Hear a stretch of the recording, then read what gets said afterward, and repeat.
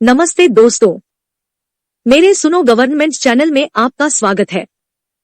मैं हूं अनीता चौहान, पत्नी Shri Prempal Singh Chauhan, deputy manager, National Fertilizers Limited, Nangal. आज के वीडियो में एम्प्लॉइज पेंशन स्कीम से संबंधित एक नई जानकारी देने के लिए मैं आप सबको मेरे हस्बैंड श्री प्रेमपाल सिंह चौहान से मिलवाती हूं, जो इस विषय के जानकार है। तो चलते हैं। दोस्तों नमस्कार, उम्मीद करता हूं आप सब लोग अच्छे से होंगे। दोस्तों, ये मेरा व्हाट्सएप नंबर दिया हुआ है। यदि आप किसी प्रकार का संपर्क करना चाहते हैं तो आप इसमें कर सकते हैं, आप मुझे मैसेज भेज सकते हैं। लेकिन आप इस चैनल को सब्सक्राइब जरूर कर लीजिएगा। सब्सक्राइब करेंगे तो आपको जितने भी हम लेटेस्ट एनालिसिस करते हैं वो सब आपको मिलते रहेंगे, उसका आपको ये फायदा होने वाला है। दोस्तों, आज का जो वीडियो है वो हम इस पर चर्चा करना चाहते हैं कि एक्चुअली 169 नंबर का जो वीडियो कल ही हमने बनाया था, वो ईपीएफओ कोल्हापुर ने उसका पीपीओ आदेश जारी किया था और 29/2/2024 को ये जारी किया गया था।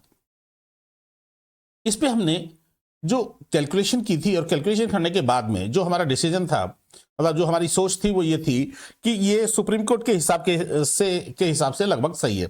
लेकिन चूंकि उसमें डेटा पूरे नहीं थे, इसलिए ये पता लगाना बड़ा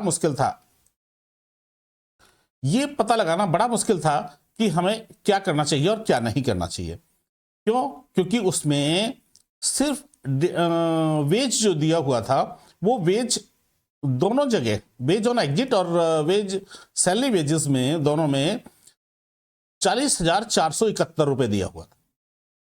तो इसलिए हमें यह समझना मुश्किल हो रहा था कि इसमें क्या दिक्कत हमें आ रही है।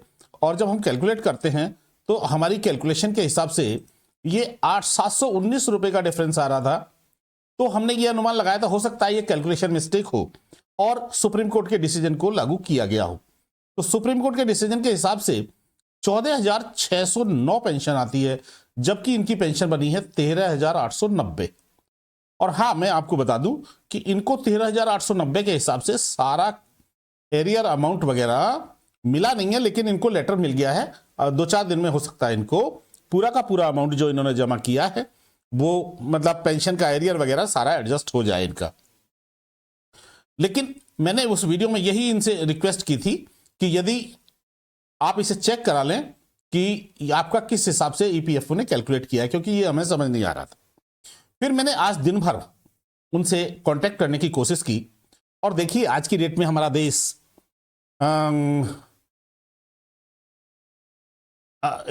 देश में इतनी फैसिलिटीज हैं, हमारे देश में इतनी फैसिलिटीज हैं, इंटरनेट है और हमारा ये ग्रुप है, व्हाट्सएप चैनल है। इन ग्रुप के माध्यम से जो लोग महाराष्ट्र से जुड़े हुए हैं, मैंने उनसे रिक्वेस्ट की किसी ने, तो मित्रों ने ही उनकी डिटेल भेजी है, उनसे संपर्क किया और उनसे डिटेल ली है। अब डिटेल लेने के बाद हम जिस निष्कर्ष पे पहुंचे हैं, इस वीडियो में हम उसकी चर्चा करेंगे। ठीक है जी, ताकि जो हमारा कल का वीडियो था उस पे और आज में ये कंफ्यूजन क्लियर हो जाए कि एक्चुअल किस हिसाब से उनकी पेंशन कैलकुलेट की गई है। क्योंकि उसके बाद और भी पीपीओ मेरे पास आए हैं और उनकी भी लगभग सेम स्थिति है। तो इसलिए हमें यह समझना जरूरी है कि ये क्या ईपीएफओ क्या लागू करने जा रहा है। ठीक है जी, तो चलते हैं, इसे समझने का प्रयास करते हैं।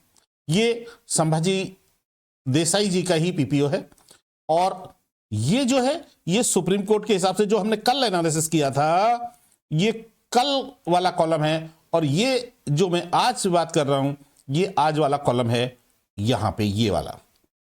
ठीक है जी, ये आज वाला कॉलम है मेरा। तो ये इनकी डेट ऑफ बर्थ है, ये 26 अप्रैल 1960 इनकी डेट ऑफ बर्थ है। 1 जून 89 को इन्होंने ज्वाइन किया है। बाकी सब चीजें इनकी सेम है। लगभग 6.5 साल इन्होंने एफपीएस में सर्विस की है। 85 रुपीज इनका कंपनसेशन है एंड लगभग 480 रुपए इनका पेंशन स्कीम का एफपीएस फैमिली पेंशन स्कीम का कंपनसेशन बनता है। और आगे हम बात करें तो इनकी जो सर्विस ली गई है वो 22 साल 5 महीने 10 दिन ली गई है, जैसा पीपीओ में दिया हुआ है। पीपीओ के हिसाब से 8190 डेज बनते हैं टोटल डेज। इनके सर्विस की। यदि इसमें हम बोनस डेज और लगाएंगे, वो अभी हमने यहां कैलकुलेट नहीं किए। ये पीपीओ के हिसाब से जो है मैं वो आपको बता रहा हूं। 25 अप्रैल 2018 इनकी रिटायरमेंट डेट है। और जब हम खुद कैलकुलेट करते हैं तो ये जैसा कि हमने हर वीडियो में बताया कि हमारे 5-6 दिन ज्यादा आते हैं, तो हमारे 8196 डेज आते हैं, जबकि इन्होंने ऊपर 8190 डेज लिए हैं। यानी 2024 का जो मेल था, 14/2/2024 का जो ईपीएफओ का मेल था, ये अब हमने उसके हिसाब से कैलकुलेट की है। ये वाला जो पोजीशन है जो आज हमने कैलकुलेट की है, जिसको हम अभी कैलकुलेट कर रहे हैं, ये 14/2/2024 वाला मेल है, उसके हिसाब से हमने कैलकुलेट की है, जिसमें इनको 13,890 पेंशन मिली है। तो चलिए, ये 730 इनके बोनस दिन हो गए। मैंने अभी आपको बताया कि 8190 डेज इनके टोटल पीपीओ में टोटल सर्विस डेज दिए हुए हैं। ये चीज इनके पीपीओ में नहीं दी गई है। इनकी जो अगर सैलरी है मैक्सिमम, वो लास्ट मंथ की सैलरी यानी अप्रैल 18 की ना लिखे, क्योंकि उसमें तो 25 दिन की सैलरी दी गई है। हम मार्च 18 की जो सैलरी है इनकी, वो 47,800 रुपए है। आप समझने का प्रयास कर सकते हैं कि 47,800 और फिर 60 महीने का जो एवरेज दिया गया है वो 40,471 है। 40,471 ये एवरेज हो सकता है, क्योंकि इनकी एवरेज 60 महीने का एवरेज इतना हो गया। अब हम आते हैं आगे। जो 12 महीने 1/9/2014 से पहले इन्होंने मैक्सिमम सैलरी की बात की थी, यानी 38,049 रुपीज। और हमारे जो दिन बनते हैं, देखिए अब हम दिन का थोड़ा सा बाइफर्केशन कर लेते हैं कि नॉर्मली हम जितनी भी पेंशन आज तक कैलकुलेट किए हैं या देखे हैं, ईपीएफओ उसमें 6856 डेज लेता है 16 नवंबर से 1 सितंबर 2014 तक। हर पेंशन में आपने देखा होगा, प्रेजेंट पेंशन जितनी भी कैलकुलेट करते हैं हम, उसमें यही चीज आपको देखने को मिली होगी। लेकिन यहां क्या अंतर है, 2014 के बाद इन्होंने 1332 दिन लिए हैं। तो यदि हम 1332 दिन को घटा देते हैं 8190, जो इन्होंने टोटल डेज लिए हैं, इन्होंने जो पीपीओ में टोटल डेज लिए हैं, अब वो पीपीओ देखिए पब्लिक में है, पब्लिक डोमेन में है, आप उससे मैच कर सकते हैं। और कल मैंने वो पीपीओ दिखाए भी थे। आज मैं दिखाने की इसलिए जरूरत नहीं समझ रहा हूं कि पिछले वीडियो में ही वीडियो नंबर 169 है, आप उसे देख सकते हैं, उसमें वो पीपीओ दिए गए हैं। आज हम जो डिफरेंस पे ही डिस्कस करेंगे कि 8190 से यदि मैं 1332 दिन घटा दूं तो ये 6858 डेज आते हैं। यानी जो ये 6856 डेज लेते थे पहले, उसकी जगह इस पीपीओ में इन्होंने 2 दिन ज्यादा लिए हुए हैं, 6858 डेज लिए हुए हैं। अब यदि हम 685 डेज के हिसाब से इनकी पेंशन कैलकुलेशन करते हैं, तो एफपीएस तो हमने कैलकुलेट कर लिया। देखिए एफपीएस फैमिली पेंशन स्कीम का जो कंपनसेशन है वो 480 ही रहेगा, क्योंकि उसमें कोई छेड़छाड़ नहीं हो सकती। वो जो फिक्स है वो दोनों केस के लिए, तीनों केस के लिए, जो भी केसेस हैं उनके लिए, सबके लिए फिक्स है। अब हमने देखिए ए पेंशन ये हो गई 480, बी पेंशन का पार्ट, बी पेंशन यानी 16/11 से लेके 16/11/95 से लेके और अगस्त 2014 तक की जो पेंशन हमने कैलकुलेट की, वो आती है 11,300.03। ये कैसे आती है, मैं आप इसको फॉर्मूला ही दिखा देता हूं आपको। और जब मैं फॉर्मूला दिखाने की बात करूंगा तो हमने इसे ऐसे कैलकुलेट किया है कि दोनों दिन को, यानी 6856 डेज प्लस बोनस डेज, इन दोनों को हमने जोड़ दिया और सिंपली इससे जो 2014 की पहले की मैक्सिमम बेसिक है, यानी 38,049, इससे हमने मल्टीप्लाई करके, और जो फॉर्मूला है डिवाइड बाय 365 डिवाइड बाय 70, इसको जब हमने किया तो हम देखेंगे कि हमें ये चीज जो पेंशन मिलती है, मैं इसे हाईलाइट करके बता देता हूं कि ये दिन हमने जोड़ लिए 730 प्लस 6858 इंटू 38,049 डिवाइड बाई 25,550, तो जो पेंशन आती है वो आती है 11,300। तो 11,300 इसकी पेंशन आ गई और 480 एफपीएस की पेंशन है। और अब हम 2014 के बाद की पेंशन इनकी कैलकुलेट करते हैं। 2014 के बाद की जो इनकी पेंशन कैलकुलेट हुई वो 60 महीने का एवरेज, यानी जो 60 महीने का एवरेज है वो है 40,471 रुपए इनके पीपीओ में दिया हुआ है, जिसको पेंशनेबल सैलरी करके दिया हुआ है।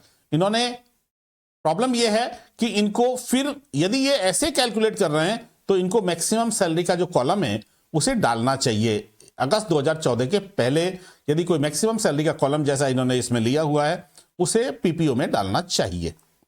ठीक है जी।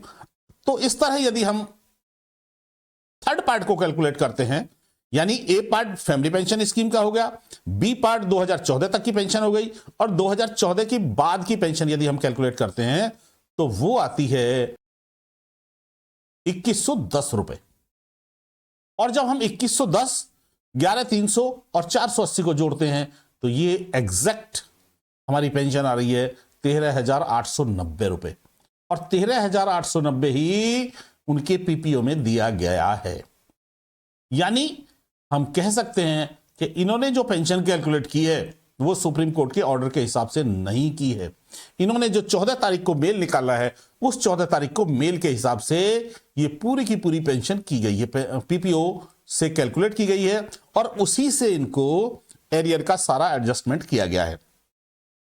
मैंने खुद उनका फोन नंबर लेके देसाई जी से बात की है, और देसाई जी से बात करने के बाद उन्होंने बताया कि मुझे सब कुछ मिल गया है, लेकिन डिफरेंस अमाउंट जो है वो उन्होंने कहा 1-2 दिन के अंदर हम आपका जमा कर देंगे।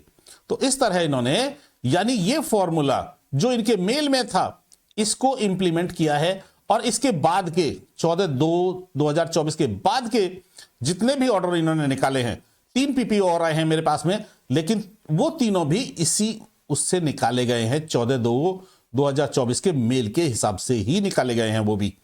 तो इसका मतलब यह है, जबकि इन्होंने सुप्रीम कोर्ट के डिसीजन को धता बताते हुए ये इस मेल के हिसाब से पेंशन कैलकुलेट करनी शुरू कर दी है। एक तो हमें यह समझ में आता है, दूसरा मंथली पेंशन स्कीम का कोई भी कंसेप्ट हमारी पॉलिसी में नहीं है, इसीलिए इसको मिस्टर बालू ने कोच्चि हाई कोर्ट में इसे चैलेंज किया है और इसको स्टे करने की मांग की थी। तो इनके एडवोकेट ने यह बात कही है कि ये इंटरनल सर्कुलेशन है, इसलिए इसको स्टे नहीं किया जा सकता, क्योंकि इन्होंने अभी कहीं भी इसे सर्कुलर के रूप में ईपीएफओ ने जारी नहीं किया है, वो इंटरनल मेल था, लेकिन फिर भी ये कैलकुलेशन उसी हिसाब से कर रहे हैं।